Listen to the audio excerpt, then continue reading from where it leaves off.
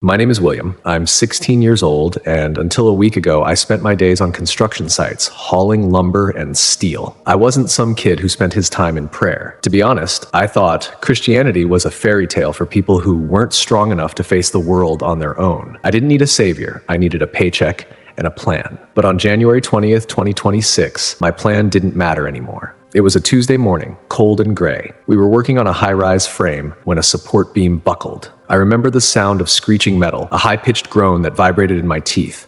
Then the floor beneath me just vanished.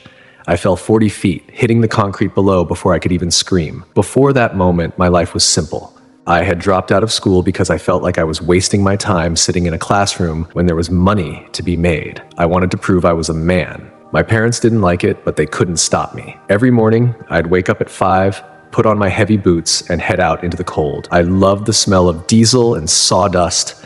I loved the feeling of being tired at the end of a long day because it meant I had done something real. Faith was something my grandmother talked about, something that felt old and dusty, like the Bible sitting on her shelf.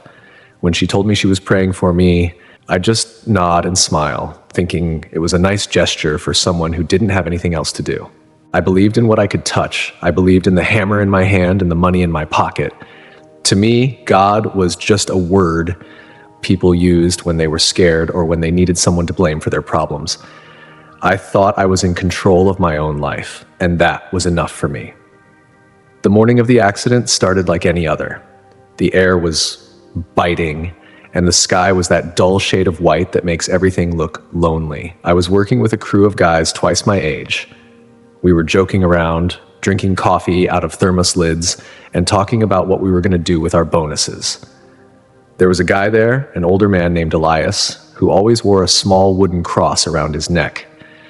He tried to talk to me about Jesus once while we were taking a break. I remember laughing at him. I told him that if Jesus wanted to help me, he could help me lift these beams faster. Elias just looked at me with this look in his eyes. Not anger, but a kind of deep concern. He told me that life is like a mist that appears for a little while and then vanishes. I didn't listen. I just went back to work, thinking I had decades of life ahead of me. I felt invincible. We were up on the 3rd level of the framework, bolting down the subflooring. The wind was picking up, whistling through the open steel beams. I was reaching for a tool when I heard it, the snap. It sounded like a gunshot. For a split second, everything went still. Then the vibration hit. The scaffolding I was standing on wasn't just shaking, it was disintegrating. I remember the sensation of my stomach dropping into my shoes. I grabbed for a rail, but it tore away like it was made of paper. Gravity took hold of me. As I fell, time didn't slow down like they say in the movies. It was fast and violent. I saw the gray sky, then the steel beams, then the hard, unforgiving concrete coming up to meet me. There was a massive thud, a flash of white light, and then the most intense pain I have ever felt. It felt like my entire body had been crushed in a vice. My lungs felt like they had collapsed, and I couldn't get a single breath in. And then, just as quickly as the pain had arrived, it stopped. The silence that followed was heavier than the noise of the construction site. It was a stillness so deep it felt like it had its own weight. I opened my eyes, expecting to see the hospital ceiling or the worried faces of my crew, but I wasn't on the ground anymore. I was floating about 15 feet in the air. I looked down and saw a boy lying in a heap on the concrete. He was wearing my boots, my jeans, and my neon yellow safety vest. His chest was caved in at a strange angle, and his head was turned in a way that no living person's should be. Blood was beginning to pool around him, dark and thick against the gray dust of the site. I watched as Elias ran over. I saw him drop to his knees and start screaming for help. He put his hands on the boy's shoulders and started praying out loud, his voice cracking with desperation. I tried to reach out to him. I shouted, "Elias, I'm right here. Stop worrying. I'm okay." But he didn't hear me. My voice didn't make a sound in the air. I tried to touch his shoulder, but my hand went straight through him like he was made of smoke. That was when the reality hit me. That body on the ground wasn't just a boy who looked like me. It was me. I was dead. I felt a surge of panic that I can't even describe. All the things I thought were important, my paycheck, my plans, my pride, they all felt like dust. I realized that Elias was right. My life had been a mist, and it had just vanished. The construction site began to grow dim. The colors started to bleed out of the world until everything was just shades of gray. I felt a pull, a magnetic force that was dragging me away from the only world I had ever known. I fought it. I kicked and flailed, trying to stay near my body, trying to get back into my skin, but it was no use. The physical world was becoming transparent, like a ghost of itself. The shadows around the edges of the site began to grow and stretch, moving in ways that shadows shouldn't move. I heard a low, guttural humming sound that seemed to come from everywhere and nowhere at once. The air grew cold, not the cold of a January morning, but a cold that felt like it was freezing my very thoughts. I was being taken somewhere, and for the first time in my life, I realized I had no power to stop it. I was completely alone, and I was terrified. The darkness didn't just surround me, it felt like it was trying to swallow me whole. It was thick, almost like I was sinking into a pool of black ink. There was no floor, no ceiling, and no walls. I was just suspended in this emptiness that felt heavier than the 40 feet of air I had just fallen through. The silence I had felt before was gone, replaced by something much worse. I started to hear whispers. They weren't coming from any specific direction, but they were crawling into my ears, scratching at the inside of my head. They weren't speaking words I could fully understand at first, but I could feel the meaning behind them. They were mocking me. They were laughing at how small I was, how helpless I had become. All that strength I thought I had on the construction site was gone. Here I was nothing. Then the cold really set in. It was a freezing sensation that went deeper than my skin. It felt like it was chilling my very soul, turning every memory and every hope I had into ice. I tried to wrap my arms around myself, but I realized I didn't really have arms in the way I used to. I was just a point of awareness in a sea of misery. Out of that blackness, shapes began to move. They weren't human. They were jagged and twisted, shifting in and out of the shadows like smoke. Their eyes were the only things that stayed constant, small, glowing pinpricks of a sick, oily red light. They didn't have faces, but I could feel their hatred.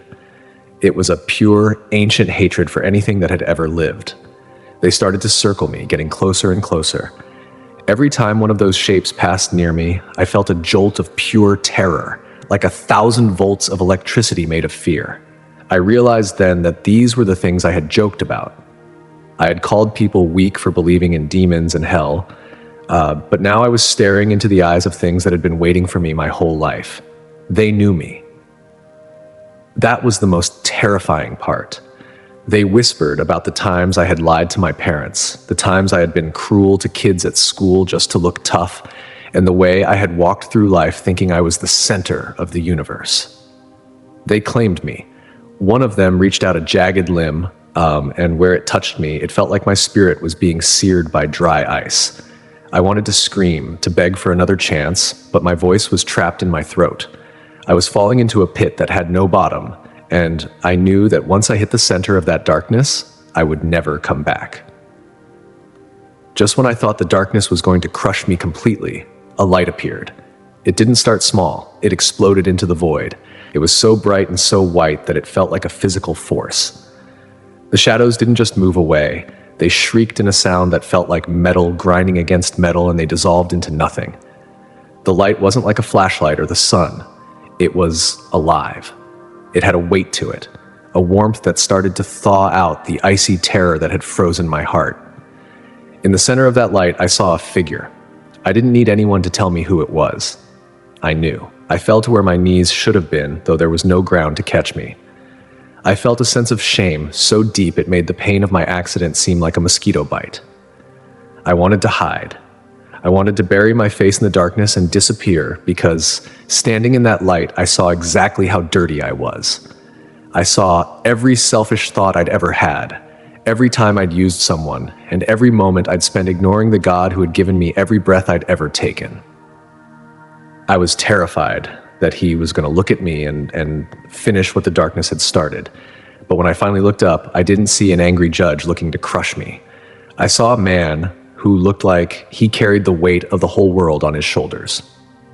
He didn't look like the pictures in the storybooks. He was powerful, radiating an authority that made the universe seem small, but his eyes were what changed me. They were filled with a sorrow that I can't even describe, a deep, aching sadness that seemed to weep for every soul that had ever been lost. And yet, beneath that sorrow, there was a love so intense it felt like it was burning me. It wasn't the kind of love people talk about on TV. It was a fierce, protective, all-consuming fire. "I am here, William." He didn't speak with his mouth, but his voice echoed through every part of my being. It sounded like 1,000 waterfalls and a gentle whisper all at the same time. I couldn't even look him in the eyes. I just sobbed. "I'm sorry. I didn't know. I thought it was all a joke. I'm not supposed to be here. I'm not good enough." He stepped closer, and as he did, the light grew even more intense. I felt his hand on my shoulder. It didn't feel like a normal hand. It felt like power itself was touching me, steadying my shaking spirit. He didn't tell me I was a good person. He didn't tell me my sins didn't matter. Instead, he showed me what they had cost. In that moment, I felt a tiny fraction of the pain he felt for me. It was a heavy, crushing grief. He didn't need to give me a lecture. I understood in a heartbeat that every time I had chosen my own way, I had been turning away from the only thing that could ever truly satisfy me. He pulled me up, and suddenly, the darkness of the abyss was gone. We weren't in a place anymore. We were in the middle of a vision. He wanted me to see the truth, not just about my life, but about the world I had left behind. He didn't show me things through a screen or a window. He made me live them. He moved his hand, and the first vision began to form around us, pulling me into a reality that made my heart hammer against my chest. The light around Jesus didn't just shine, it breathed. It had a rhythm, like a heartbeat made of pure sun. He reached out his hand, and the void around us dissolved. Suddenly, I wasn't just watching a memory, I was inside it. I was back in my middle school cafeteria 3 years ago. I saw myself sitting at a table with a group of guys, laughing. There was a kid sitting alone a few tables away, a quiet kid who never fought back. In the vision, I saw myself stand up and trip him as he walked by with his tray. I saw the milk spill all over his clothes. I saw the way my friends roared with laughter, and I saw the grin on my own face. But this time, I wasn't just feeling my own pride. Jesus made me feel what that kid felt. I felt the hot sting of humiliation. I felt the way his stomach twisted it into a knot, of the way he wanted the floor to open up and swallow him. I felt the loneliness that followed him home that day, a heavy gray cloud that stayed with him for weeks. I realized that my joke wasn't just a moment of fun. It was a wound I had inflicted on another human being. Standing next to Jesus, seeing that kid's pain, I felt like I was being torn apart. I wanted to reach into the vision and stop myself, but I couldn't. "Every word, William," Jesus said, and his voice felt like it was stitching my soul back together, even as it laid me bare. "Every thought. Nothing is hidden." He moved his hand again, and the scene shifted. I was in my house. It was late at night, and I saw my mother sitting at the kitchen table. She had her old, worn-out Bible open, and her head was bowed. I saw myself walk past the kitchen, headed for the front door to sneak out and meet some friends. I remembered that night. I had rolled my eyes when I saw her praying. I had thought she was weak for needing that. But in the vision, I could see the spiritual reality of that room. I saw a soft golden light surrounding her as she whispered my name to God, and I saw the shadows, dark, spindly things, clinging to the walls outside the kitchen, waiting for me to step out the door so they could follow me. My mother wasn't weak. She was a warrior. She was the only thing standing between me and the things that wanted to destroy me. I saw how her prayers acted like a shield, a wall of fire that the shadows couldn't cross, and I saw how I had treated that shield with contempt. I felt a wave of such intense regret that I thought I would collapse. I had spent my life thinking I was the hero of my own story, but I was really just a blind man wandering near a cliff, angry at the person trying to hold my hand. Jesus led me through more moments. I saw the times I had worked hard at the site, but I also saw the motive behind it. It wasn't to provide or to be a good man. It was pure greed. I saw my heart like a piece of machinery that was starting to rust and seize up because it was only running on self-interest. He showed me a vision of a crowded city street in the middle of a workday. To a normal person, it would have just looked like people rushing to get lunch or get back to the office. But through his eyes, I saw the truth. I saw people walking around with invisible chains wrapped around their necks. Some chains were made of gold, representing their obsession with money. Others were made of thick black smoke, representing their lusts and their anger. Most of the people were looking down at their phones, their faces lit up by the blue glow of the screens. I saw that the screens weren't just showing videos or messages. They were like little anchors, keeping people's eyes fixed on the dirt while eternity was screaming all around them. I saw demons sitting on people's shoulders, whispering into their ears, telling them they had plenty of time, telling them that God wasn't real, or that if he was, he didn't care what they did on a Tuesday afternoon. I saw a man in an expensive suit walking toward a building. He looked successful and happy, but inside his chest, I saw a void that looked like a black hole, sucking the life out of everything around him. He was a few feet away from a woman sitting on the sidewalk, shivering in the cold. He didn't even see her. Not because he was mean, but because he was so full of himself that there was no room left for anyone else. I saw the way his name was fading in a great distance, like a light being snuffed out in a cold wind. "They are choosing the shadows," Jesus said, and I could feel the tears in his voice. "I have offered them the sun, but they prefer the darkness because it hides their deeds. They think the walls of their houses and the balance in their banks will protect them from what is coming. But the walls will melt, and the gold will turn to lead." He showed me a vision of the earth from high above. It looked beautiful, a blue marble hanging in the dark. But then I saw the cracks. It was like the world was a giant eggshell that was starting to break from the inside out. I saw spiritual fires breaking out in different countries, hatred, war, and a coldness that was spreading through families. I saw children who no longer knew how to love their parents, and parents who had forgotten how to protect their children. Then, the vision became even more intense. I saw a map of the world, and I saw light bulbs flickering out one by one. Each light represented a soul that was still connected to him. In some places, the darkness was almost total. I saw the enemy, the one who had tried to grab me in the abyss, moving across the face of the earth. He wasn't some monster hiding in a cave. He was in the boardrooms, he was in the music, he was in the very air people were breathing. He was weaving a web so massive and so complex that most people didn't even know they were caught in it. They were laughing while the threads were being pulled tight. "Look at the time, William," Jesus whispered. I looked at a great clock that seemed to span the horizon. It didn't have numbers like a normal clock. It had seasons. It had the history of the world written on its face. The hand of the clock was so close to the top that there wasn't even a sliver of space left. I felt a sense of urgency that made my heart race. It was like being on the scaffolding again, hearing that metal snap, knowing that everything was about to fall. But this wasn't just a fall for one boy, it was a fall for everything. I saw people in churches, sitting in the pews. Some of them were glowing with that same light my mother had. But others, many others, were just as dark as the people on the street. They were going through the motions, singing the songs, and checking their watches. I saw their hearts, and they were like empty rooms with the power turned off. They had the name of Jesus on their lips, but they had the world in their grip. I saw them leaving the church and immediately going back to the same sins, the same gossip, the same greed.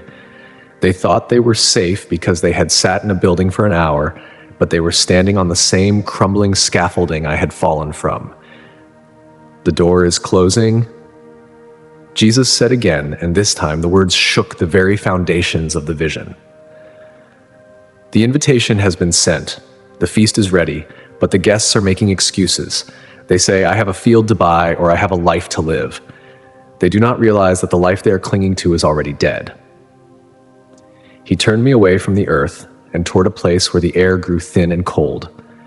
The light began to change from the warm gold of his presence to a jagged, flickering orange. I knew where we were going next. I didn't want to see it. I wanted to stay in the light with him, even if it meant feeling the pain of my own sins. But he tightened his grip on my hand, and I knew I had to witness the end of the road for those who refused to turn back. The orange light I saw wasn't like a sunset. It was the color of a furnace, a sick and angry glow that didn't provide any comfort. As we moved closer, the warmth of Jesus' presence didn't disappear, but it became a shield because the air around us turned into something foul. It smelled like sulfur, burning rubber, and the kind of rot you find at the bottom of a dumpster on a hot summer day. I felt the weight of the earth pressing down on us, as if we were traveling into the very heart of everything that had ever gone wrong.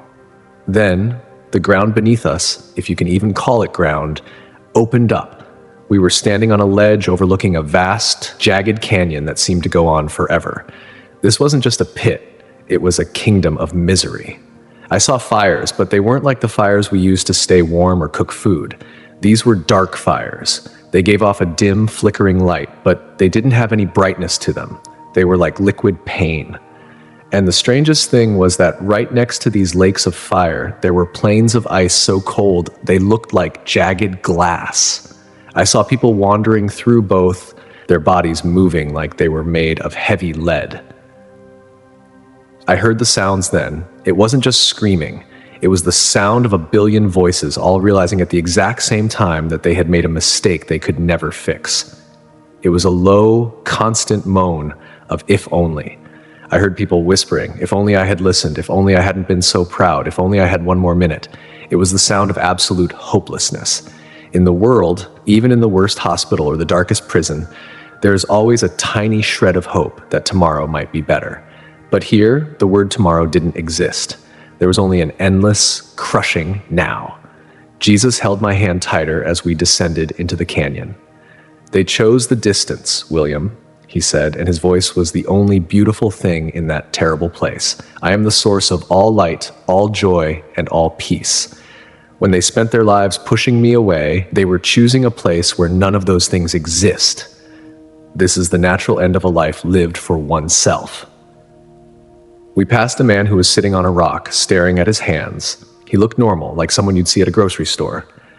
But as I looked closer, I saw that he was reliving the same moment over and over again. He was counting a pile of money, and every time he got to the end, the money turned into ash in his fingers. He would scream, weep, and then start counting again.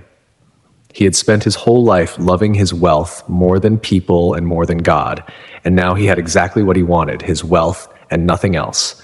But without God's blessing, his wealth was just a curse that burned him. Then I saw someone who made my heart stop. A few yards away, standing near a jagged wall of black rock, was a guy I recognized. It was Caleb.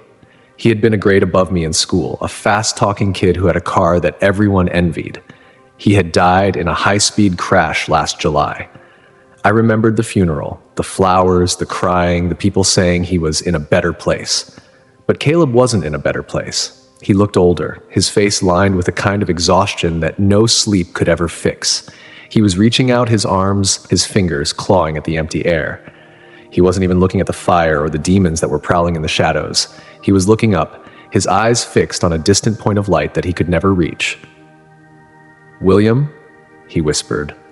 I don't know if he could really see me, or if he just sensed a spark of the world he had left behind. "William, tell them. Tell my brother. Tell him the car doesn't matter. Tell him the parties don't matter. It's real. It's all real." His voice broke into a sob that sounded like dry leaves rattling.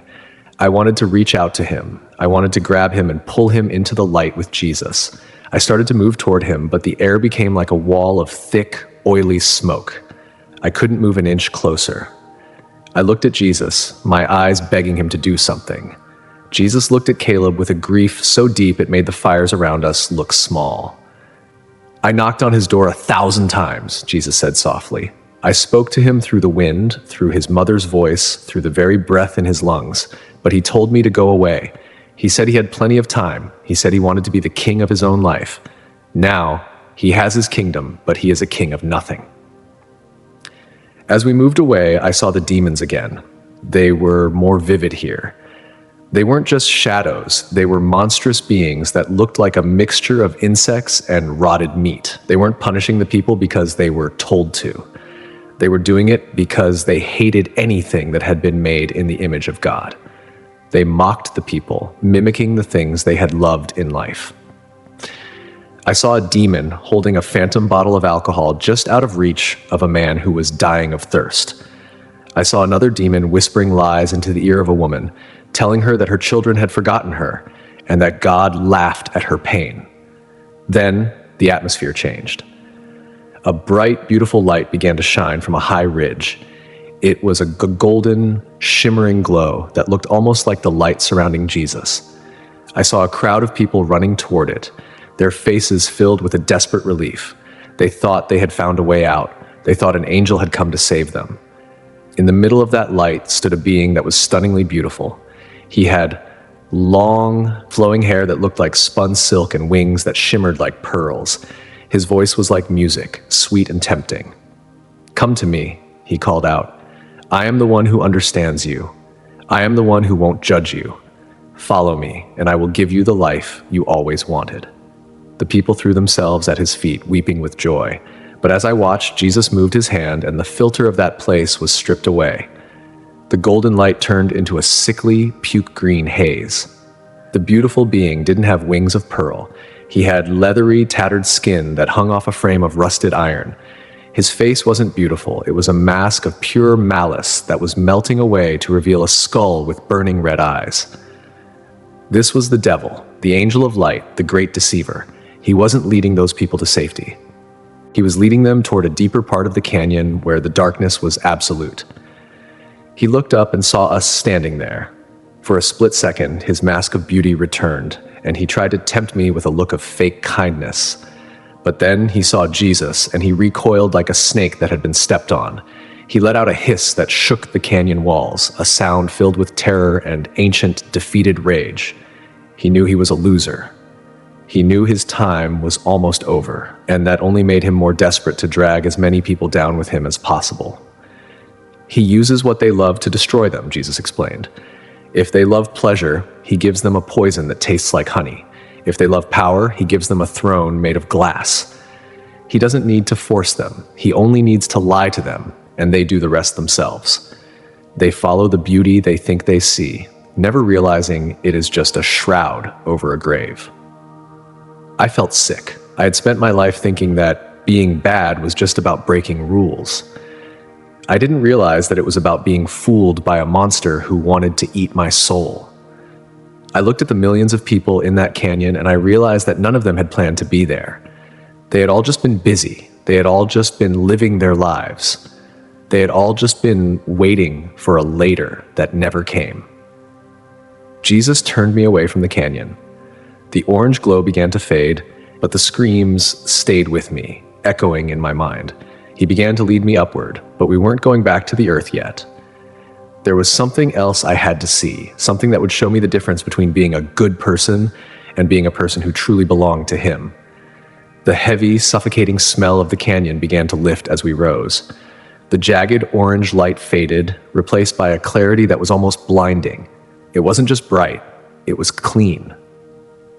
It felt like the air after a massive thunderstorm where everything is washed and sharp. We were standing in a space that seemed to have no end, filled with a soft white radiance that felt like peace made visible. In front of us, suspended in the air by nothing but the power of the light, was a book. I say it was a book, but it was like no book I'd ever seen on Earth. It was massive, taller and wider than any door, and its cover looked like it was hammered out of solid light. It didn't look old, but it felt ancient, like it had existed before the stars were even thought of. As we approached it, the cover opened on its own, and the pages began to turn. They didn't sound like paper. They sounded like the rustling of wings. The pages were covered in names. They weren't written in ink. They were etched in a glowing, golden script that seemed to pulse with life. Every name was a person, and as I looked at them, I could feel a tiny bit of who they were. I saw names of people from centuries ago and names of people who were probably still alive on Earth. When a name was there, the light from that page warmed my face. "This is the book of life," Jesus said. His voice was quiet, but it carried a weight that made my spirit tremble. "These are the ones who have heard my voice and followed me. They are the ones who surrendered their lives, not just their words." He moved his hand, and the pages began to flip faster. My eyes scanned the names, looking for people I knew. I saw my grandmother's name, and it was glowing so brightly it almost hurt to look at. It made sense. She lived her life like every word she spoke was for him. But then, Jesus slowed the pages down and my heart sank. I saw spaces that were completely blank. It was like a spot had been reserved for someone, but the name had never been written. I saw other places where a name was there, but it was incredibly faint, like a charcoal drawing being washed away by rain. And then I saw something that made me want to scream. I saw a name that was clear and bright, but as I watched, it began to smoke. The edges of the letters curled and turned black, and within seconds, the name just evaporated, leaving nothing but a smudge on the glowing page. "Why is it fading?" I whispered, my voice shaking. Jesus looked at the page with a sorrow that seemed to dim the light around us. "That soul knew the truth," he said. "They walked with me for a season. They felt the warmth of my love and saw the power of my hand. But the world called to them. They began to love the praise of men more than the approval of God. They traded their eternity for a few years of comfort, a few years of being normal. They chose to turn back, and I will not force them to stay." I thought about the guys on the construction site, the people in my neighborhood, and even the people I saw sitting in church every Sunday. I realized then that many of them thought their names were safe in this book just because they were good people. I saw a vision of a woman I recognized from my town. She was always at the charity drives, always smiling, always helping out. Everyone thought she was a saint. But as we looked at the book, her spot was empty. Jesus showed me why. I saw a vision of her heart. It wasn't filled with love for him. It was filled with a desire to be seen by others. Her goodness was a mask she wore to feel superior. She didn't want a savior. She wanted an audience. She had never once bowed her knee in private and said, "I am yours." She had kept the keys to her own life, and because of that, she wasn't in the book. "Many will say to me on the final day, 'Lord, Lord, did we not do great things in your name?'" Jesus said. "And I will have to tell them that I never knew them. They knew about me. They used my name like a lucky charm or a social club, but they never let me in. They wanted the benefits of my kingdom without the presence of the king." I felt a cold sweat break out over my spirit. I thought about my own name. I knew it wasn't there. I had spent 16 years running as fast as I could in the opposite direction. I had been one of those people who thought that as long as I wasn't a murderer or a thief, I was fine. Standing before that book, I realized that fine is the lie that fills the canyon we just left. You aren't saved by being fine. You are saved by being his. The pages turned again, and I saw names of people who were currently struggling on earth. I saw a man sitting in a dark room crying because he had lost his job and his family was hungry. He felt like God had abandoned him. But in the book, his name was shining like a diamond. Every tear he shed was being recorded, and the light from his name was feeding a strength he didn't even know he had.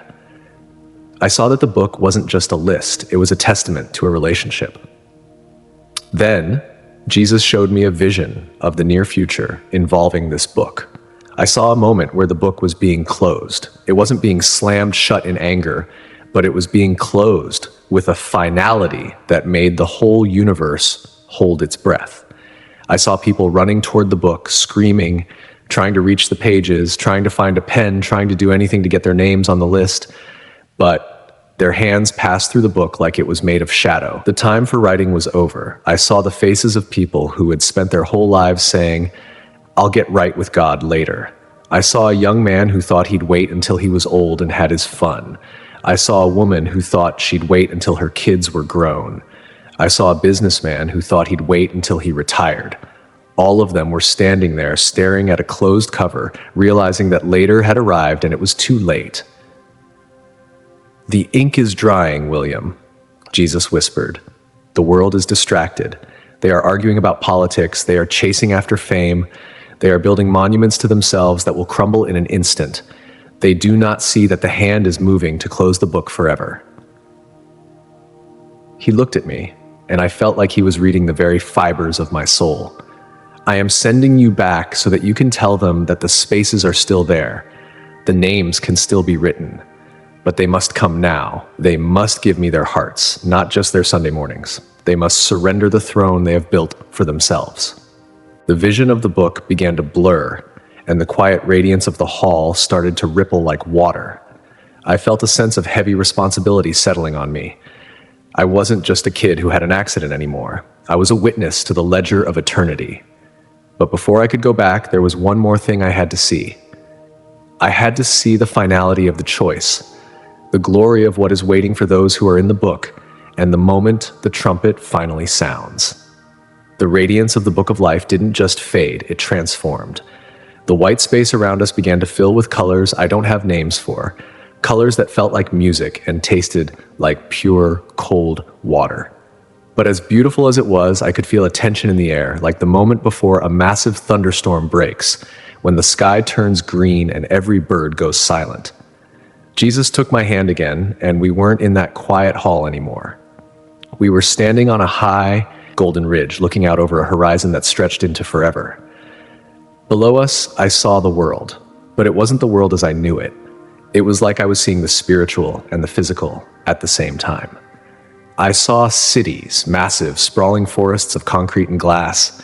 I saw New York, London, Tokyo, and small towns like the one I grew up in. Everything looked busy. I saw the lights of millions of cars moving like glowing insects along highways. I saw people in offices, in malls, and in their homes. From a distance, it looked normal. It looked like life was just going to keep going on forever, one Tuesday after another. But then Jesus tightened his grip, and the normal layer began to peel away. I saw the foundations of those cities. They weren't built on solid rock. They were built on sand that was starting to shift. I saw a dark, heavy mist rising from the ground, wrapping itself around the buildings.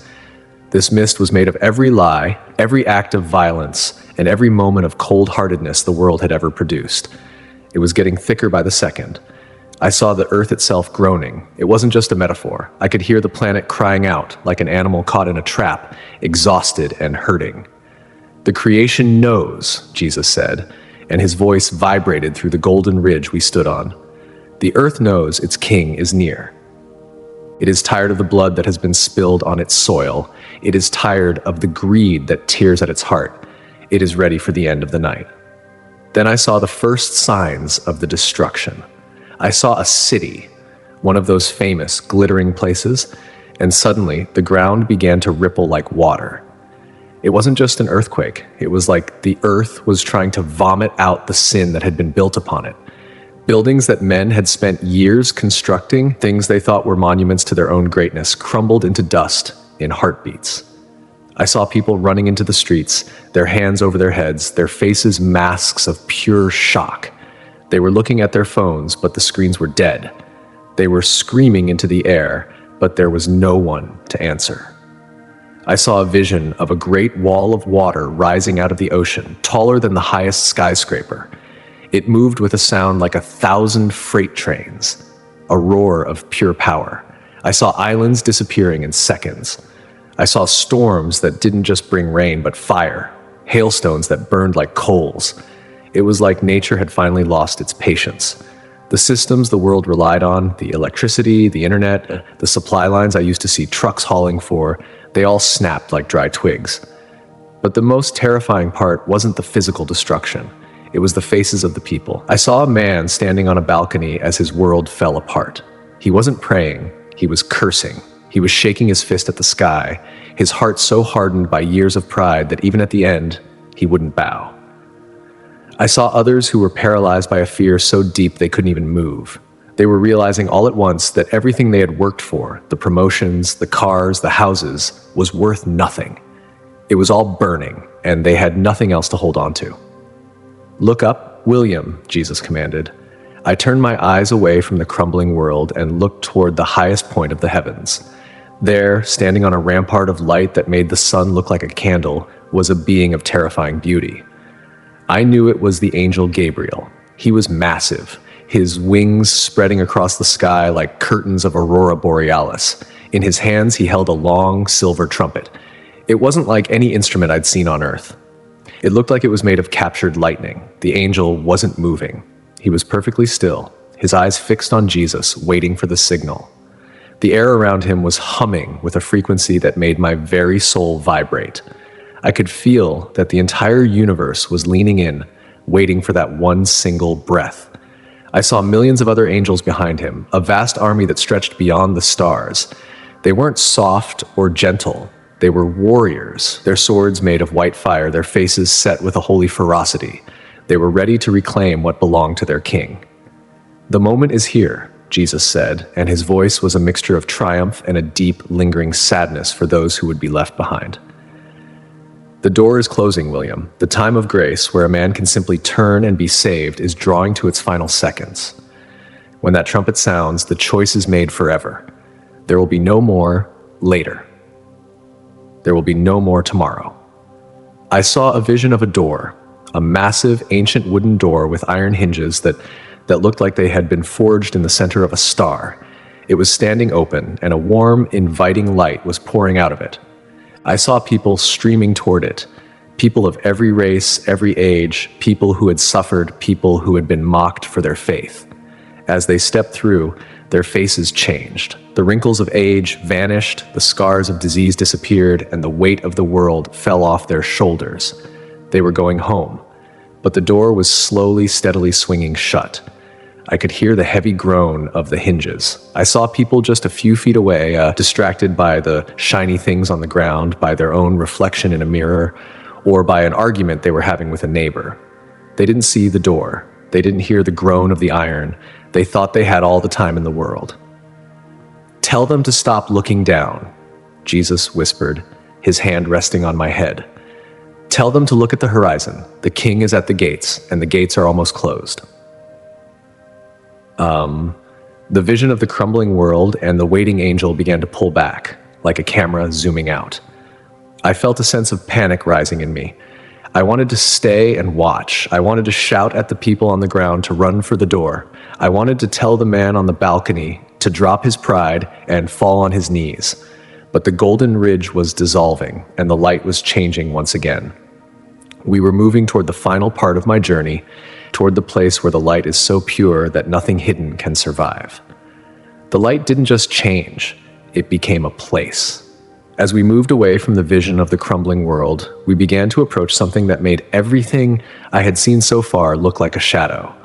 It was a wall of light that reached up so high I couldn't see the top, and it stretched out until it disappeared into the infinity of the horizon. It wasn't a cold or blinding light. It was a heatless, golden glow that felt like the most intense summer day, but without the sweat. In the center of that light stood the gates. They were massive, forged of a gold so pure it was transparent, like glass that had been dipped in liquid sun. I stood there, trembling, as Jesus led me closer. I felt like a speck of dust standing before a mountain. And yet, even in the middle of all that glory, my mind flashed back to how I had lived just a few days before. I thought about how I used to talk about people who went to church. I used to think they were just afraid of dying, or that they needed something to hold on to because they couldn't handle the real world. I thought I was the one who was brave because I didn't believe in fairy tales. I saw Christianity as a set of boring rules designed to take the fun out of life. I felt smart for being a skeptic. I thought I had it all figured out. But standing in front of those gates, with Jesus' hand on my shoulder, I realized I hadn't been brave at all.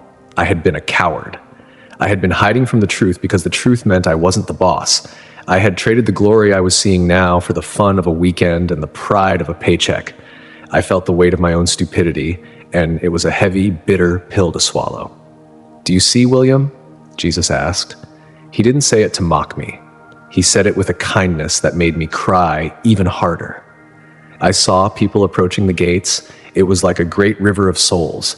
I saw an old woman who looked like she had been poor her whole life. Her clothes in the world were probably rags, but here she was draped in a light that made her look like a queen.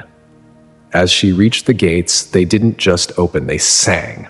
The sound of those massive golden bars moving was a melody that made my heart feel like it was going to burst. She didn't walk in, she was welcomed in, like a daughter who had been gone a long time. But then I saw the other side of the gate. A few yards away, a man approached. He looked confident. He was dressed well, and he walked up to the gates as if he owned the place. He started talking, his voice loud and full of himself. He was listing off all the things he had done. He talked about the money he gave to charity, the way he had been a good citizen, and how everyone in his town respected him. He seemed to think the gates would just swing wide for him because of his resume. But the gates didn't move. The light coming from them didn't warm him, it seemed to expose him. As he kept talking, his confident look began to crack. He looked around, and for the first time, he saw the shadows lurking just behind him. Those same spindly, dark things I had seen on the construction site. They were waiting. He started to pound on the golden bars, his voice turning into a frantic scream. I was a good person. I went to church on holidays. I wasn't like those criminals. A voice came from within the light, a voice that sounded like a final judgment. I never knew you. You loved your life, and you loved your reputation, but you never loved me. You were a guest at the table who never spoke to the host. The man didn't just walk away. A force that I couldn't see, but could definitely feel, began to pull him backward. He clawed at the gold, his fingernails scraping against the transparent metal, but he couldn't get a grip. He was dragged back into the gray mist, and the last thing I saw of him was the look of pure, agonizing shock in his eyes. He hadn't expected this. He had lied to himself for so long that he actually believed his own lies. Jesus moved his hand, and I saw a vision of a family sitting in a living room on earth. They were watching a news report about the disasters I had seen earlier. The father was laughing, telling his kids it was just climate change or politics. He was telling them not to worry, that science would fix it. I saw the spiritual reality of that house. There was a thick black veil draped over the windows. The family was sitting in a trap, and the father was the one who had set it.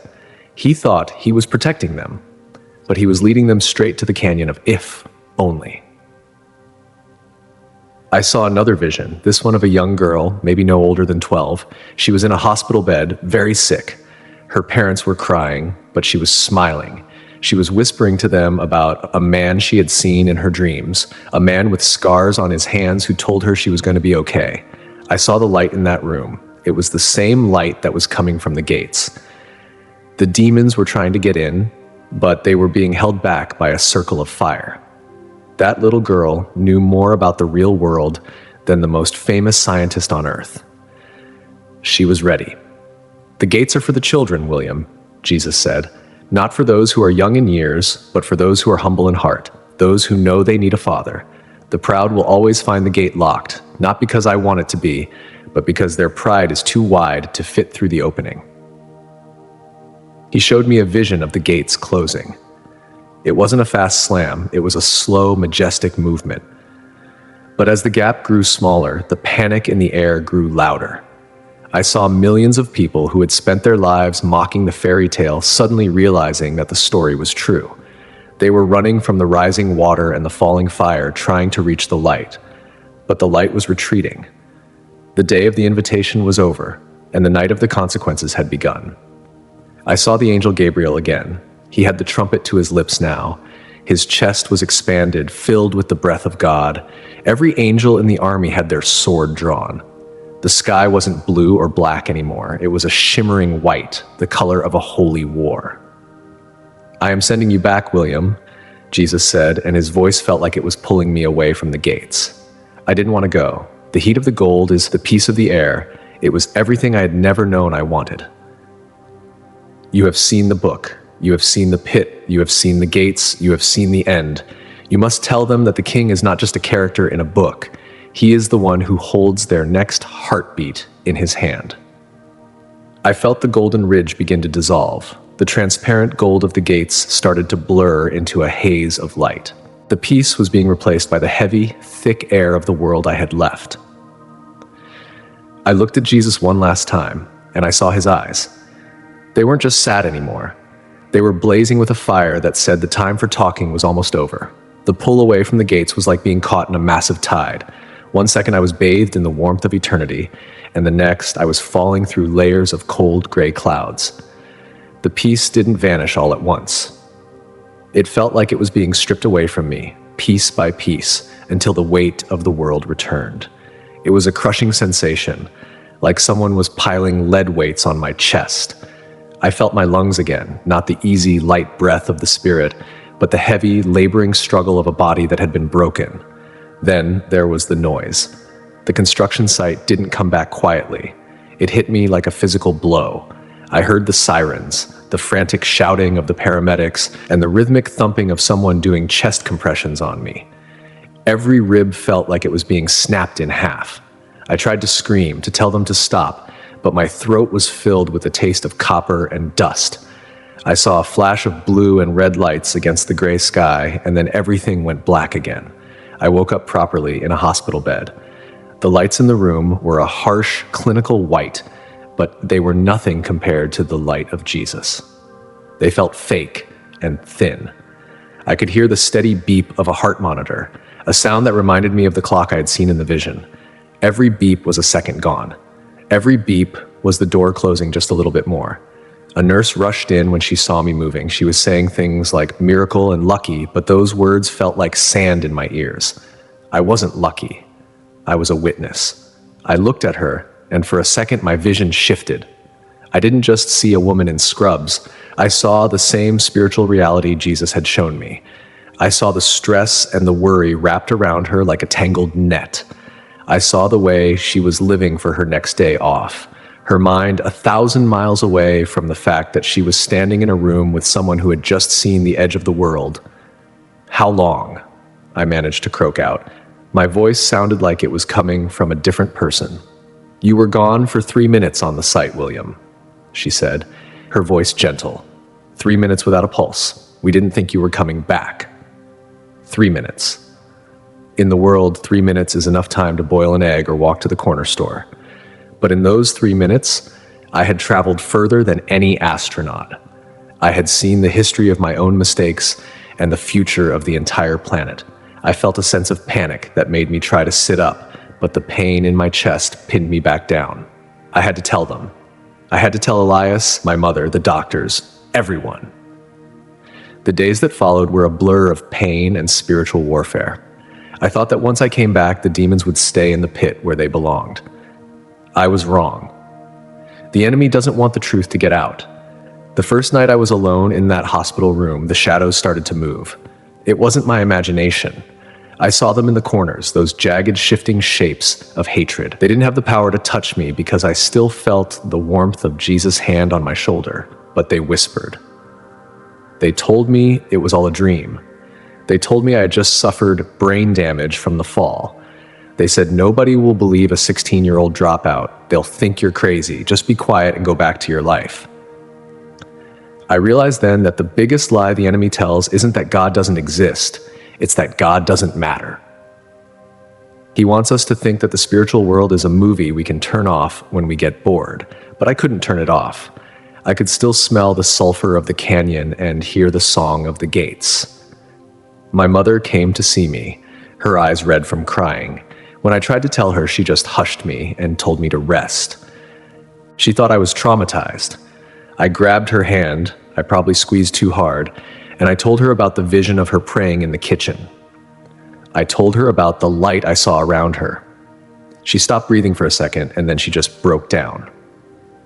She knew. She knew because she had been fighting that battle in secret for years, and now her son had seen the front lines.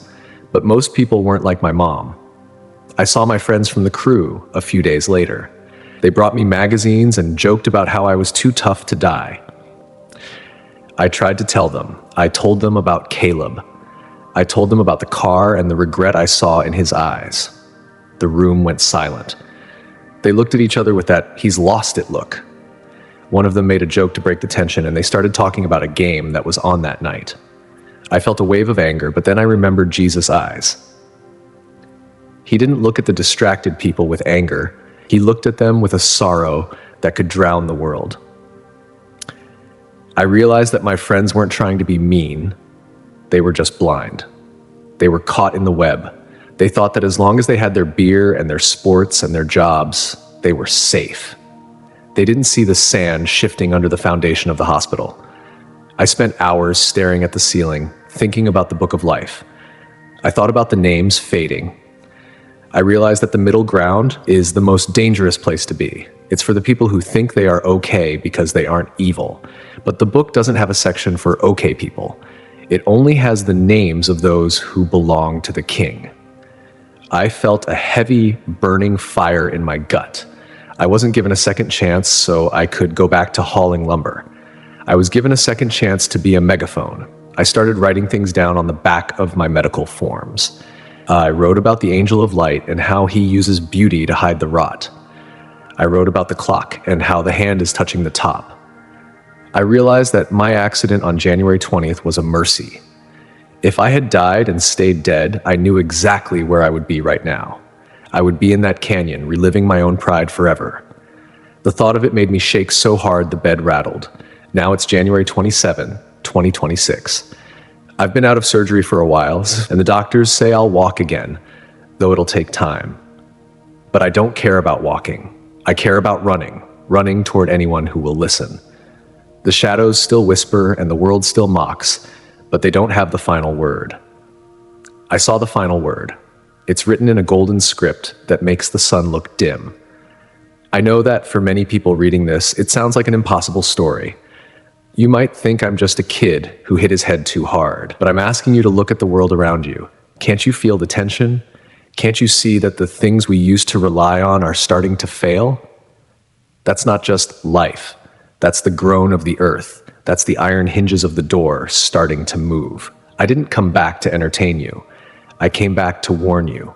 It's late now, and the hospital is quiet, except for the hum of the machines and the occasional squeak of a nurse's shoes in the hallway. And I've spent the last few hours just staring at my hands. They're rough, covered in small scars from the job site, and my fingernails still have a bit of concrete dust under them that the nurses couldn't scrub away. Looking at them, I feel like I'm looking at the tools of a stranger. A week ago, these hands were the most important thing I owned. They were how I built my life and how I earned my way. Now, they just look like clay. They remind me that everything we see, everything we can touch, is just a temporary shell. The real building, the one that actually lasts, is being constructed in the spirit, and most of us are leaving our sights completely empty. I can't stop thinking about the contrast between what I see in this room and what I saw in eternity. Here, everything is sterile and slow. People speak in hushed tones, trying to preserve the life of the body at all costs. But out there, life is an ocean of fire and light. It's vibrant, terrifying, and more real than the bed I'm lying on.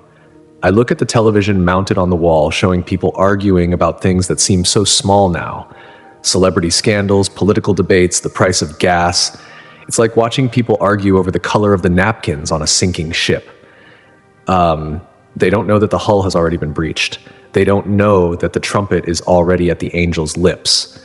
I keep seeing the faces from the canyon. I see Caleb. I see the man with the ash money. Their eyes are burned into my memory, not because of the fire, but because of the shock. That's the thing that haunts me the most. They weren't prepared.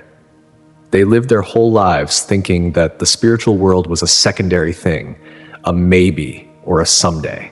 They thought they could negotiate with death, but there is no negotiation. There is only the truth of who you belong to. I realize that the greatest tragedy in the world isn't a construction accident or a high-rise collapse. The greatest tragedy is a soul that arrives at the gates and realizes they never bothered to learn the language of the kingdom. I know what people will say. They'll say, I'm just a kid who had a traumatic experience. They'll say my brain was deprived of oxygen and it created a story to comfort me. But let me ask you this. Why would my brain create a story that terrified me? Why would it show me my own sins with such brutal honesty? Why would it give me a message that makes me an outcast among my own friends? This wasn't a dream. In a dream, you are the hero. In a dream, things are fuzzy.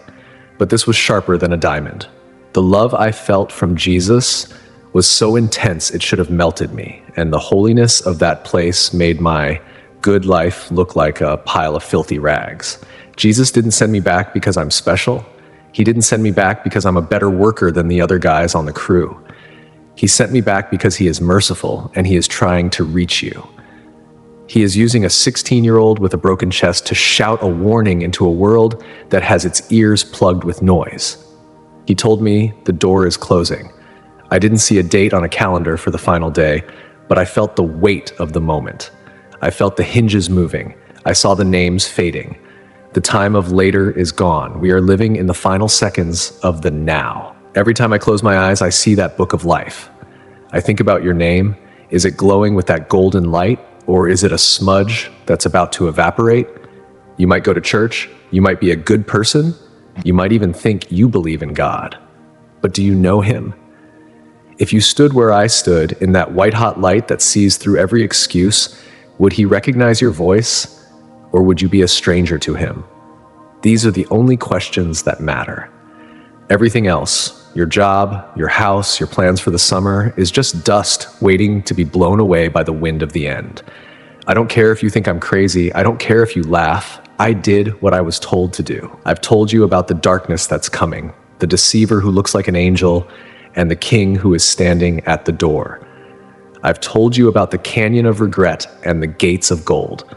I've shared the warning that was burned into my soul on January 20th. The rest is up to you. Jesus is waiting. His hand is extended, but he won't force you to take it. He loves you enough to let you choose, even if you choose the shadows. But please look at the scars on his hands and realize what it cost him to give you this one last chance. If you're reading this, I need you to listen. This isn't just my story. It's your warning. I died. I saw what happens after this life, and I was given a second chance, but not everyone will get one. Jesus showed me the truth. Hell is real. It's not just for bad people. It's for anyone who ignores God. Anyone who thinks they can live without him. Anyone who rejects his love and chooses the world instead. Most people don't believe it. Most people think I'll fix my life later, but later is running out. I saw what's coming. Jesus showed me. He said the time is near and that people need to wake up before it's too late. I don't care if people think I'm crazy. I don't care if they ignore me. I did my job. I told you. Now the choice is yours. Jesus is waiting. He's been waiting. But soon the door will close, and once it does, there's no going back. Please don't wait. Turn to him now, because the time is almost up.